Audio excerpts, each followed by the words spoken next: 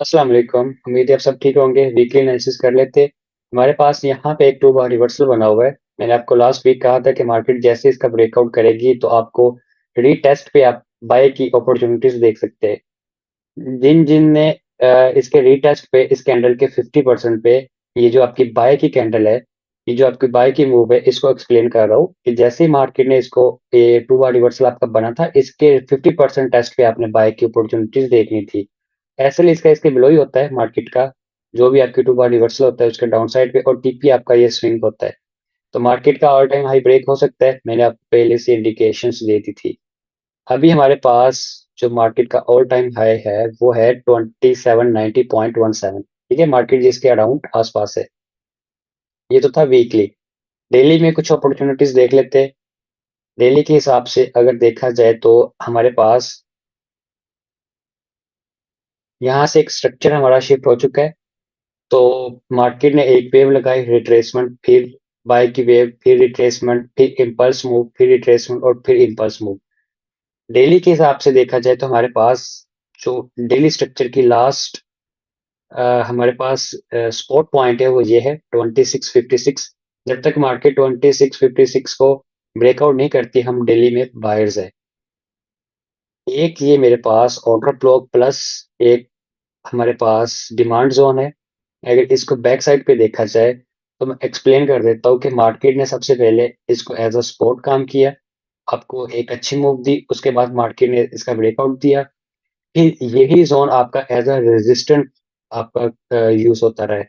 Market ने एक दफा यहाँ से ट्रेड दी, फिर डाउन साइड पे मूव दी, फिर ट्रेड दी, फिर ट्रेड दी।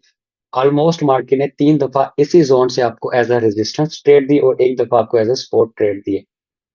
फिर मार्केट ने उसी जोन को ब्रेकआउट किया। ब्रेकआउट करने के बाद अब जब भी मार्केट टेस्ट करेगी इस जोन पे एक आपके पास वैलिड ऑर्डर ब्लॉक है। ठीक है, मार्केट जब भी आपको रीटेस्ट देगी इस जोन से आपने एक्सपेक्टेशंस ये करनी है कि मार्केट यहाँ से आपको एक बाय की मूव दे सकती है। तो ये तो हमारे पास था डेली का जोन। इस पे हम लिख लेते हैं, मार्किंग कर लेते हैं ताकि हमें पता रहे डे वन का ओबी। इससे छोटे टाइम फ्रेम में चले जाते हैं H4 में। अगर हम H4 का चार्ट खोले तो मेरे पास एक क्लियर व्यू नजर आ रहा है कि मार्केट में स्ट्रॉन्ग बाय साइड मार्केट जा रही है। लास्ट मार्केट ने जहां से ब्रेकआउट स्ट्रक्चर किया था वो ये था आपका। लास्ट ब्रेकआउट स्ट्रक्चर आपका ये। और H4 की जो लास्ट स्ट्रक्चर की सपोर्ट है वो ये है और स्ट्रक्चर की लास्ट रेजिस्टेंस ये है। ऑलमोस्ट यही बन रही है। ठीक है।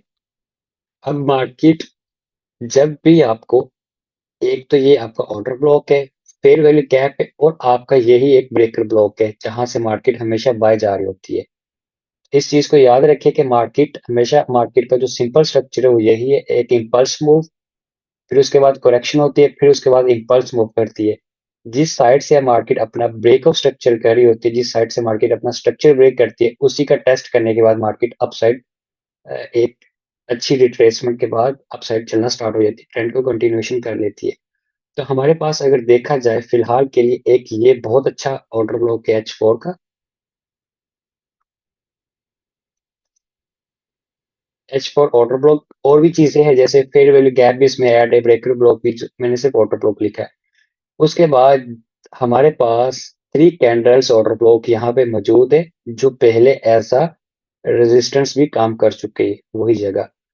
तो जो स्ट्रॉन्ग हमारे पास ऑर्डर ब्लॉक है वो ये है। अगर आपको H4 पे मार्केट इस जोन पे मिलती है तो आप जरूर बाय की एंट्रीज ट्राई कर सकते हैं इस जोन में। उसकी वजह क्या है?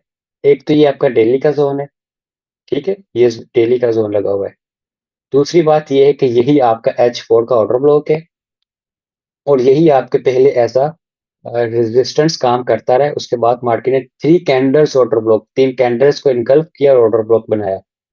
एक ये रीजन होगी। एक जो इम्पोर्टेंट रीजन है वो ये है कि इस स्विंग की मार्केट लिक्विडिटी लेगी। मार्केट जैसे डाउन साइड पे आएगी इस तरह, अगर इसको रिस्पेक्ट दे के बाय साइड ना गई, उम्मीद तो ये है कि यहाँ से रिस्पेक्ट देने के बाद मार्केट बाय साइड जाएगी।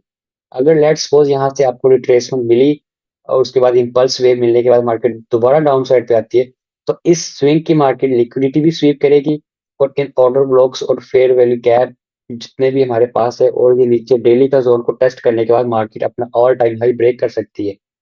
तो आपने इस वीक रहना बायर ही है, कोशिश करनी है जब तक H4 का H1 का स्ट्रक्चर आपका सेल साइड शिफ्ट ना हो जाए तब तक आप बायर्स ही रहे। ठीक है, तो मार्केट ये रिट्रेस करेगी, रिट्रेस करने के बाद बाय में चली जाएगी, जहां से आप कुछ लोगों को होता है कि ऑल टाइम हाई पे जब मार्केट जाती है तो नीचे डाउन साइड मूव करना शुरू हो जाती है, तो ऐसा ना करें। मार्केट ऑल टाइम पे आ रही है तो यहाँ से बहुत रिटेलर्स ट्रैप हो गए। ये सब लिक्विडिटीज है रिटेलर्स की, ये सब इनको पिक करेगी। रिटेलर सेल करेंगे, थोड़ी सी सेल की मूव दिखाने के बाद फिर बाय सेल बाय इसी तरह चलती रहेगी। रिटेलर्स यहाँ से सेल करते जाएंगे, उनको बाय दिखाती जाएगी मार्केट, सेल दिखा के बाय जाती जाएगी, और सबके एसएल्स एसएल्स हिट होते रहेंगे। ठीक है, तो यहाँ से आपने ये कोशिश करनी है कि यहाँ से आपने सेल बिल्कुल ट्राई नहीं करनी जब तक आपका H4 का स्ट्रक्चर ना बेरिश हो जाए। ठीक है, H1 का चार्ट देख लेते हैं। अगर हम H1 के चार्ट को देखें तो हमारे पास यहाँ पे एक बहुत ही मैसी स्ट्रक्चर क्रिएट हुआ पड़ा है। हम्म, एक अच्छी खासी हमारे पास रेंज, मैसी रेंज जिसको कह सकते हैं, और उसके बाद मार्केट ने एक बहुत ही स्ट्रॉन्ग यहाँ पे एक अपनी सपोर्ट क्रिएट की है। अगर हमें यहाँ पे, ये तो फेयर वैल्यू गैप पिक हो चुके हैं, अगर हमें यहाँ पे किसी स्मॉलर टाइम फ्रेम में कोई जोन मिल जाता है नीचे, तो ये जोन बहुत स्ट्रॉन्ग होगा नीचे वाला। हाँ, ये एक फेयर वैल्यू गैप है, नजर आ रहा है M30 पे। M15 में देख लेते हैं। बिल्कुल, तो हम इस M15 का फेयर वैल्यू गैप मार्क कर लेते हैं, ये पूरा का पूरा गैप मार्क कर लेते हैं। अब आपके पास जो एक स्कैल्प की अपॉर्चुनिटी है कल के लिए, मंडे के लिए, वो ये है कि मार्केट यहाँ से सेल साइड आएगी, ये सारी लिक्विडिटी है। ठीक है, ये सब रिटेलर्स के एसेट्स इसके नीचे पड़े हुए, मार्केट इसको पिक करे, या तो यहीं से बाय चली जाएगी। ठीक, अब ये स्कैल्पिंग है, इसमें आप ये ना एक्सपेक्ट कर लेने का बहुत बड़ी वेव चली जाएगी। मार्केट डाउन साइड पे नीचे वाले जोन ज्यादा बेस्ट है, या मार्केट डाउन साइड पे आएगी, इसको रिस्पेक्ट देने के बाद थोड़ी बहुत फिर इस जोन से आपको एक अच्छी बाय की अपॉर्चुनिटी मिल सकती है, ये H4 के जोन से। ठीक है, या मार्केट ऐसा भी कर सकती है कि नीचे आएगी, इन दोनों को पिक करेगी एक साथ, फिर आपको एक अच्छी 200 150 की मूव मिल सकती है। तो ये M15 का जो ऑर्डर प्रो, ये सॉरी, M15 का जो फेयर वैल्यू गैप है, एफवीजी है, ये भी आपका इंपॉर्टेंट है क्योंकि ये बहुत लिक्विडिटी के बाद आ रहा है। अच्छी खासी लिक्विडिटी मार्केट में है, उन सब लिक्विडिटी के बाद ये आपका जोन बन रहा है। ठीक है, तो अगर मैं H4 को खोल के देखूं ताकि आप लोगों को एक जोन की क्लियर इमेज नजर आ जाए, तो हमारे पास फिलहाल जो बाइंग है, हमें हर जगह से बाय ही देखनी है, सेल साइड कोई भी इसको ना देखे। और जो इंपॉर्टेंट जोन है वो ये है, एक तो ये जोन इंपॉर्टेंट है।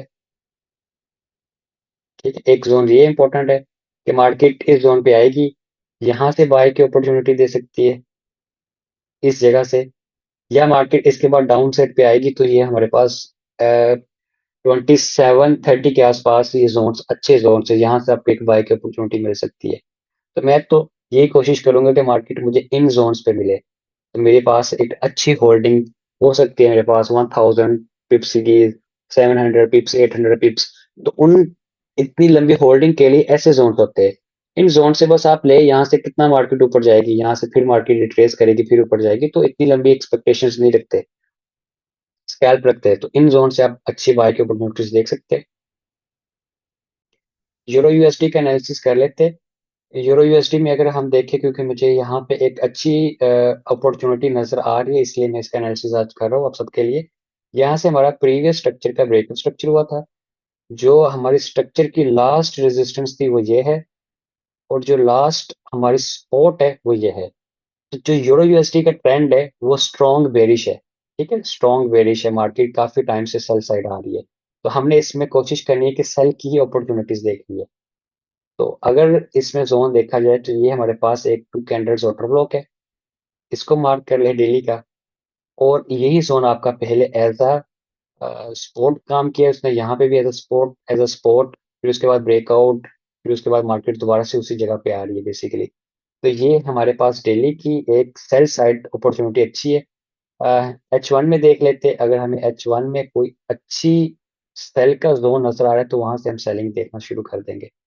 H1 का अगर हम स्ट्रक्चर देखें तो वो बाय साइड जा रहा है, बुलिश है, क्योंकि आपको मैंने हमेशा कहा था कि ये अगर डेली आपका ब्रेक ऑफ स्ट्रक्चर होकर सेल साइड है तो डेली में रिट्रेसमेंट आनी होती है। जब डेली में रिट्रेसमेंट आती है तो छोटे टाइम फ्रेम्स अपने स्ट्रक्चर शिफ्ट कर देते हैं बाय साइड। तो जब तक वो बाय थी आप ट्रेड ना करें। अब आपके जोन पे आने के बाद अगर हम यहाँ पे देखें तो हमारा जो लास्ट ब्रेक ऑफ स्ट्रक्चर हुआ है वो यहाँ पे, ठीक है। H1 का हमारा लास्ट ब्रेक ऑफ स्ट्रक्चर इस जगह से हुआ है और जो स्ट्रक्चर की लास्ट सपोर्ट और रेजिस्टेंस है वो ये है, ठीक है, गॉट इट। अगर तो मार्केट अगर मार्केट इस जोन में, क्योंकि ये डेली का जोन है, ये डे वन का जोन है, ठीक है, यहाँ से सेलिंग एक्सपेक्टेड है। अगर मार्केट इस डेली के जोन पे H1 आपको मोमेंटम शिफ्ट कर देता है, H1 आपका स्ट्रक्चर सेल साइड शिफ्ट कर देता है, आप सेलर्स बन जाओगे। अभी आपका वेट है जब तक मार्केट अपना मोमेंटम शिफ्ट नहीं करती। मार्केट जैसे ही मोमेंटम शिफ्ट यहाँ से करेगी, मार्केट जैसे ही मोमेंटम शिफ्ट यहाँ से करेगी, ठीक है, एमएस आपका होगा। एमएस होने के बाद आप लोगों ने रिट्रेसमेंट का वेट करना है। रिट्रेसमेंट का वेट करेंगे तो ये एक आपके पास फेयर वैल्यू गैप है या कोई ना कोई यहाँ पे मार्केट एक जोन छोड़ के जरूर जाएगी, ठीक है। उस जोन से आपने सेलिंग देखनी है। मैं ये कहना चाह रहा हूँ अगर मार्केट यहाँ से सेल साइड शिफ्ट हो जाए, मोमेंटम शिफ्ट हो जाए, आपका ये ब्रेक हो जाए 1.04637, उसके बाद रीटेस्ट करेगी आपके किसी भी जोन से ये नए जोन लग जाएंगे, आपने वहां से सेलिंग करनी यूरो यूएसडी और आपने इसको, क्योंकि ये डेली के साथ अलाइनमेंट हो जाएगी। देखिए, जो चीज मैं आपको समझाना चाह रहा हूँ वो ये है कि आपका जो स्ट्रक्चर बाय साइड जा रहा है ना, ये H1 का, ये जस्ट डेली की रिट्रेसमेंट है, ठीक है, रिट्रेसमेंट थी आपकी। जब मार्केट अपने जोन में आएगी, जोन में आने के बाद मार्केट ने ये काम किया है, ठीक है, एग्जैक्टली ये काम करने के बाद अब अगर H1 आपका सेल साइड शिफ्ट हो जाएगा, मोमेंटम शिफ्ट कर देगा इस जगह पे, तो इसका मतलब ये है कि डेली और H1 सेम हो गए। अब रिट्रेसमेंट जो होनी थी वो होगी डेली की, ये डेली की रिट्रेसमेंट थी और H1 का स्ट्रक्चर बुलिश था। अब H1 भी बेरिश हो गया, H1 भी बेरिश है और डेली भी बेरिश है, अब आप सेल कर सकते हो बेफिक्र होके, इसको ट्रेंड अलाइनमेंट कहते हैं। जैसे ही मार्केट रीटेस्ट करेगी आपके किसी जोन पे भी, तो वहां से आप सेल देखे और ये डेली के साथ अलाइन हो जाएगा तो मार्केट आपकी बहुत सेल साइड जा सकती है। तो फिलहाल के लिए आपने H1 का एमएस होने का वेट करना है। जैसे ही एमएस हो जाए तो आप सेल साइड बैठ जाए। तो यूरो यूएसडी की ये अपॉर्चुनिटी थी। गोल्ड की अपॉर्चुनिटी मैंने आप लोगों को बता दी है कि जहां से आपने बाइंग करनी है, गोल्ड को सिर्फ बाय करें, यूरो यूएसडी को सिर्फ सेल करें। बाकी अपना ख्याल रखिएगा। अल्लाह हाफिज।